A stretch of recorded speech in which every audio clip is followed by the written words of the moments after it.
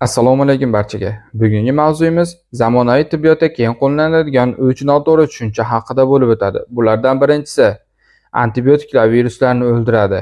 Ko'pchilik gripp, shamollash va yo'tal bo'lgan payt antibiotiklarni qabul qiladi va tezroq tuzalaman deb o'ylaydi, ammo antibiotiklar bakteriyalarga qarshi kurashadi, viruslarga emas.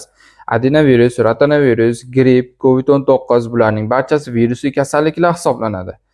Antibiotiklardan noto'g'ri foydalanish immunitet pasayishiga olib keladi, ichak florasining buzilishiga olib keladi va antibiotiklarga chidamlilik bakteriyaning paydo bo'lishiga sababchi bo'ladi. Ikkinchisi, 38 gradusli isitma miyaga zarar yetkazadi.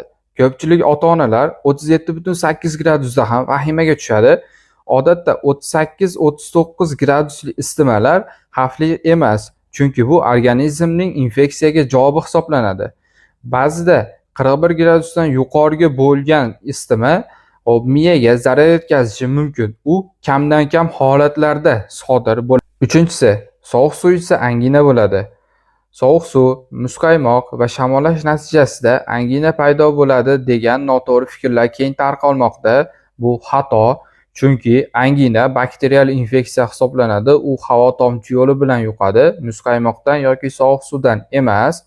Sovuq ichimliklar odatda mahalliy immunitetni pasaytirishi mumkin, lekin to'g'ridan to'g'ri kasallik sababchisi bo'la olmaydi. Ko'proq foydali ma'lumotlarga ega bo'lish uchun sahifamizga obuna bo'ling.